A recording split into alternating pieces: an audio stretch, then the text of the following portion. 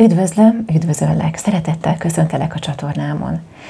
Az eddigi szülőcsoportok során mindig a tegeződő kommunikációs stílus szavaztuk meg, ezért a videókat is tegeződő stílusban készítem. Nagyon remélem, hogy ez neked is rendben van. Már is összefoglalom, hogy miután feliratkoztál a csatornámra, milyen tartalmakra számíthatsz. A szülőségre felelt csatorna a szülői lét kérdéseiről és mélységeiről szól. Rövid és hosszabb videókban osztom meg veled azokat a bevált gyakorlati tippeket és módszereket, amiket ha alkalmazol, akkor megkönnyítheted a gyerkőcöd nevelését és terelgetését. Ha ránézel a lejátszási listára, akkor tematizálva találod meg itt a videókat. Találsz itt szülőséggel kapcsolatos praktikákat, esetbeszámolókat, valamint gyermekneveléssel kapcsolatos gyakorlati tippeket és módszereket, például kamaszodó fiatalokhoz vagy óvodáskorú gyerekekhez.